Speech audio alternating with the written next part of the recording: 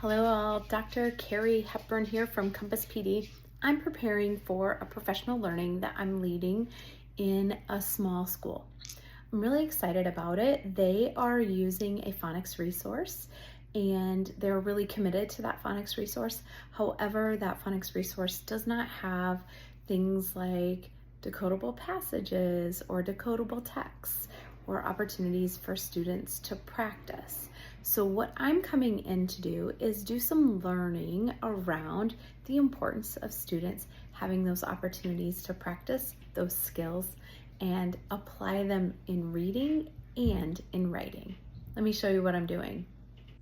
So first, I'm pulling from UFly because they have a lot of really great resources on there. It aligns with the science of reading. They have a really nice scope and sequence. And then from there, what we're going to do is spend some time, this is from UFly, learning about how to teach a decodable text. This is a decodable passage. It's not an actual book, but it's something for us to start with that's cost them $0. So we're going to spend time learning how to teach a lesson with a decodable passage and what that gradual release looks like with students. Then we're going through, UFly has a really nice home school connection that teachers can practice with students and then send it home for students to practice as well.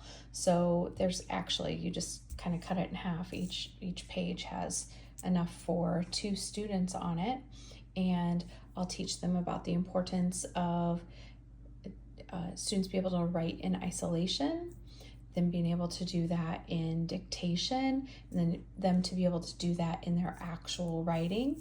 We're going to spend some time on these word work chains because it's something that's really great that can be done in class during transition time. It can be a fun activity that kids do.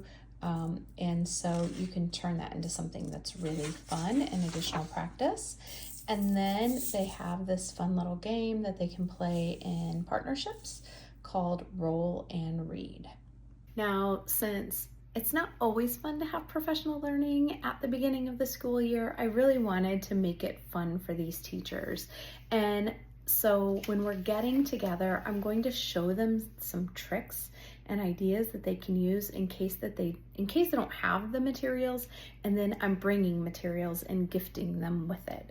One of the things is I just took, sometimes people don't have whiteboards, so I just took those pocket protector things and put a piece of paper in that, and I use this all the time for a whiteboard. And then they're all getting Expo markers because who doesn't love like a really great Expo marker, right? Like you need multiple of these. I also have done where I take white paper and then just run it through the laminator, and then I automatically have several whiteboards that way. The other thing is when they're working with decodable passages with kids, it's really helpful for kids to be able to have highlighters so they can highlight those skill words or those high frequency words that they're learning. So they're getting really fun like highlighters. Who doesn't love that? Another thing is for the read and roll, you need these dice. Well, if you don't know, dice are getting kind of expensive right now. So all of them are getting some dice so that doesn't hinder them from being able to let those kids practice those skill words. And then finally, I went and found like fun pens. So I have like Paper Mate. These are like really some of my favorite pens, these Paper Mate felt tip ones. And then I got the Joyed ones at Walmart today because they were on sale. So I picked these up because who doesn't love having like joy, right? Especially as we're getting started with the school year. And finally, every single teacher is getting chocolate because chocolate is really important in our work. So I hope you found this helpful. Have a great day.